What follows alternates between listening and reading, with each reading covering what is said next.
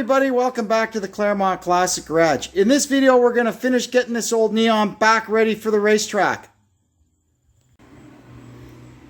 First thing we're going to do is get the axle back in on this side.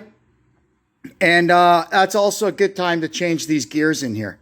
So how the gears work, it's this here, you can see the two shafts. The crankshaft, this is the actual transmission where the first gear, second gear, third gear, all that stuff happens. The clutch packs and everything are on this shaft. Then it goes through a pair of transfer gears. This is what we call the transfer gears. And then this shaft goes back into the differential. And these are the gears that you can change. In the old 3-speed transmissions that we used to run, the deepest gear you could get in it was, now remember, it's a combination of the ring and pinion in there multiplied by your transfer gear ratio. So we had a 305 in there and a 122 in here. That was the deepest you could go, and that gave us overall a 373 gear. Running the automatic in second gear, that would give us a maximum RPM of about 6,400 on the straightaway, and that just really wasn't good enough. You need this thing to max out at about 7,000. And why that is, it's not the 7,000 you're worried about, it's coming off the corners deep into the power curve of the engine. So you've got punch up off the corner because that's where you make your moves on, guys, right? So we always wanted to try and get this to about 7,000 RPM. On the larger tracks, it was easy. We had the gearing available to us to do that. But on the little 3rd mile track that we normally run, no dice. So then, thankfully, a friend of mine that's a Chrysler mechanic tipped me off to use the 4-speed.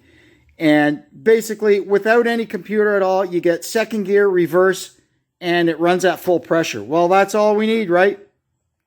And I manipulate, I have a switch inside. I can manipulate the solenoids in there and get low out of it also. So I get low, second, and reverse. And like I said, it operates at full pressure, so you don't have to worry about hurting nothing.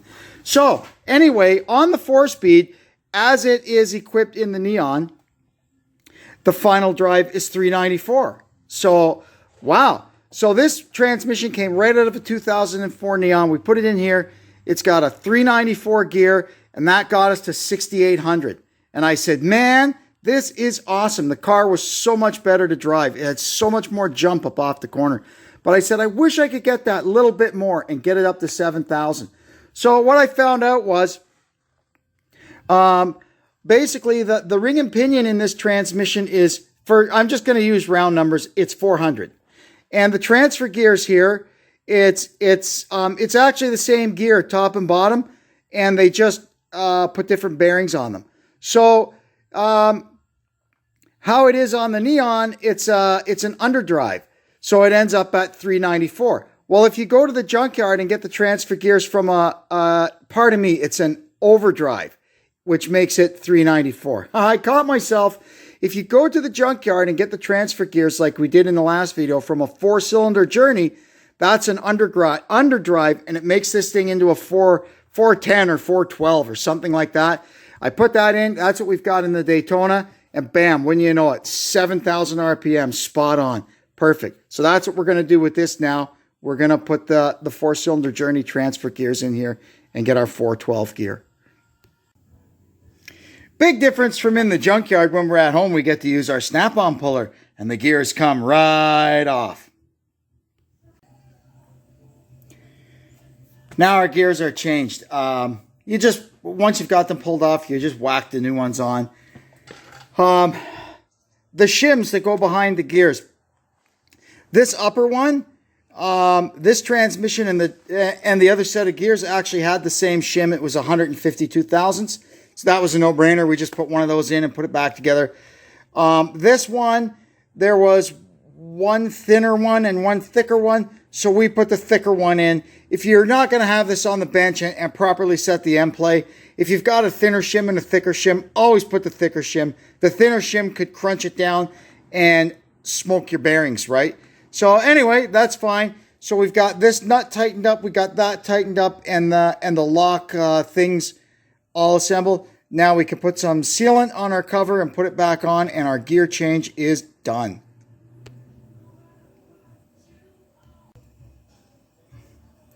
There we have it all done. Now we've got a 410 or a 412 or whatever it, mathematically works out to. It's perfect for Peterborough Speedway. The other local tracks I go to, Sunset and Flamborough, this is actually not enough. I could use a tiny bit more gear for those two. For those two tracks, I'd be better off to build another transmission using the ring and pinion from an old 3.5, I think, or no, 3.8 powered Chrysler Pacifica from the early 2000s. It's got a little bit deeper ring and pinion in it. And then with this same set of transfer gears we just put in this, you end up with a 428 gear, which would be perfect for Sunset or Flamborough. But we're not concerned with that. We got to get this thing ready for Peterborough, so we're good. Well, that's that side all done. Now we just have to throw the axle in the other side. Now's the moment of truth. There's oil in the engine, there's oil in the transmission, the cooling system is full, everything seems to be buttoned up, so we're going to see if we can get this thing to come to life. First, as usual, put the battery on, look for smoke. It's bad to see smoke. Okay, good. Now we're going to test the fan.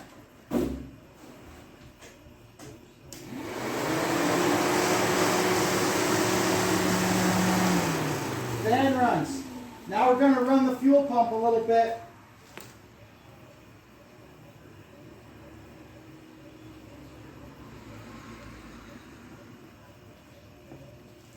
All right, I can hear now it's building a head of pressure. Now let's try and start it up.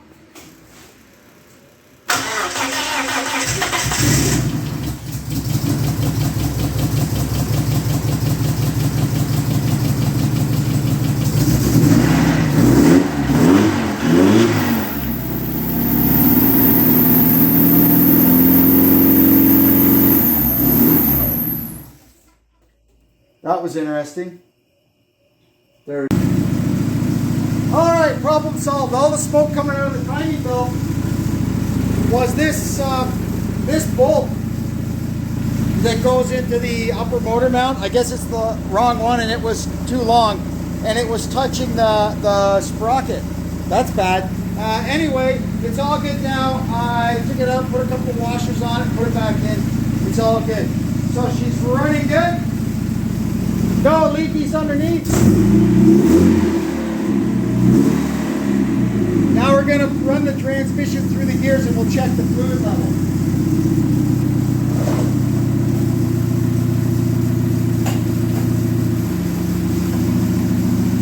The wheels are turning.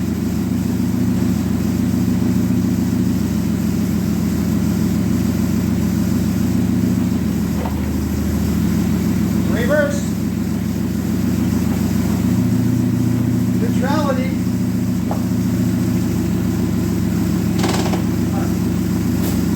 Okay, now let's check our fluid level.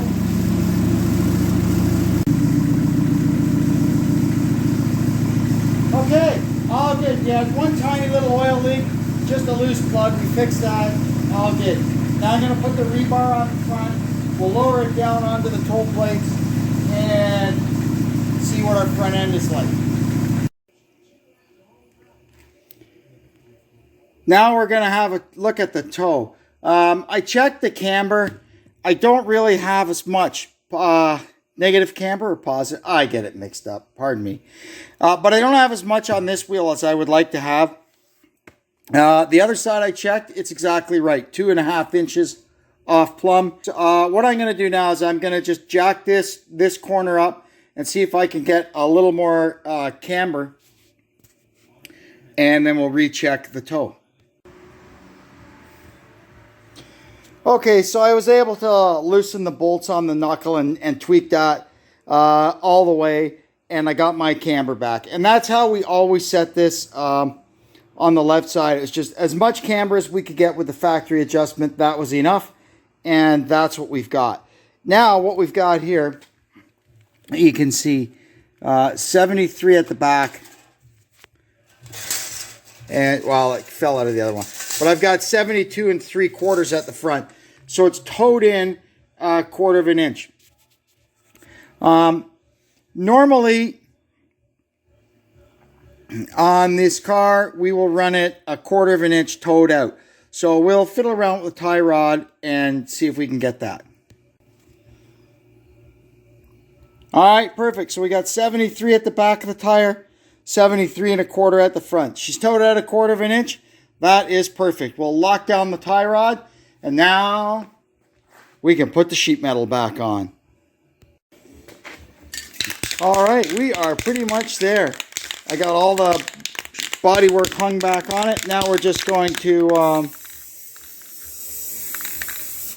touch up the paintwork a little bit. I know it's just a short track stock car, but it drives me nuts when it looks like a wreck.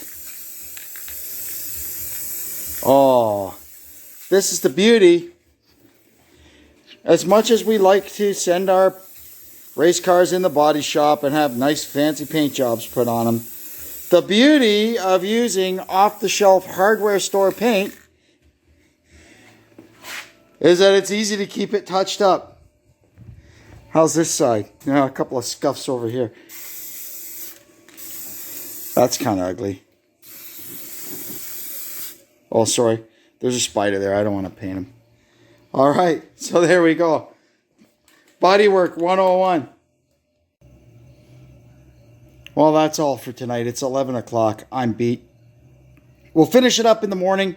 All I really have to do now is clean it up and swap the wheels and the transponder from the other car back onto this one, and she'll be race ready.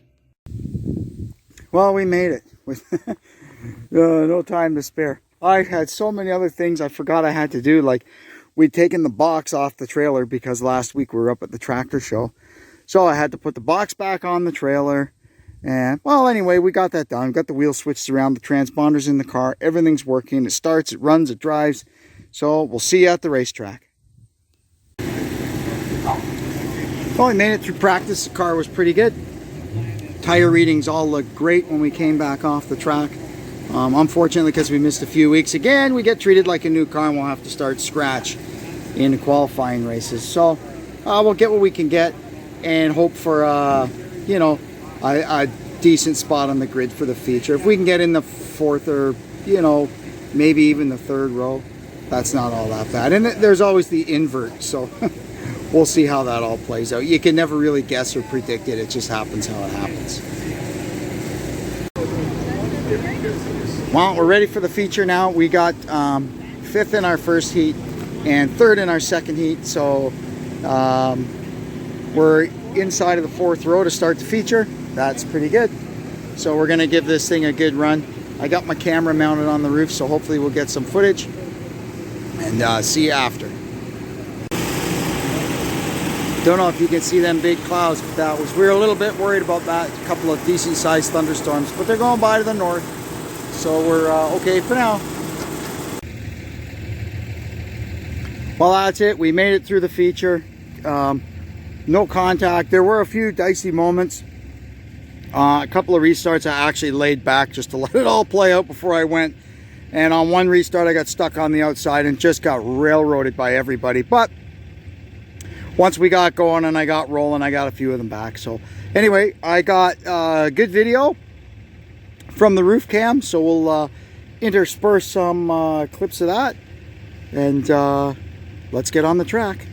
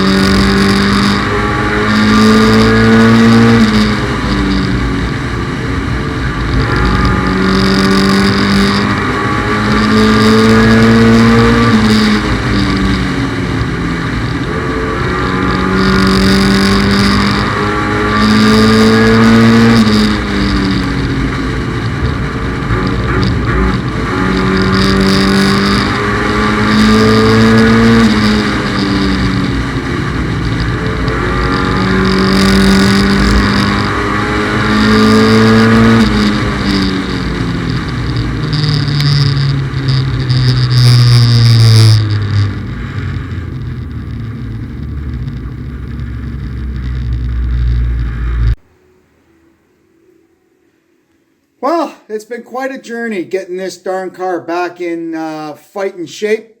But we went out there Saturday night and let them know that it's still a good race car. Yes, we ended up finishing back in the pack a little bit. We got shuffled back on a restart. I wasn't really too interested in forcing the issue, trying to get to the bottom. If I had the old Daytona, I might have just said, hell with it, and cranked it down there and forced them to let me in. But anyway, didn't matter. I wasn't going to get involved in their championship night and cause problems, right? Once we got clear and got the tires hot and got in a rhythm, the car was hauling pretty darn good. So at least I managed to find out that, yes, we fixed it properly. 2, the twin cam engine was a good idea. And 3, this is going to be a great race car for the next guy that owns it. We're going to get it over into the shop now, get the vinyl taken off it, get it, give it a coat of paint, and it'll be ready to be rehomed. Anyway, that'll be a whole nother video. Until then, I want to thank you for tuning in. Thank you for continuing to support our channel. And until next time, this is Kevin checking out from the Claremont Classic Garage. Thanks and so long.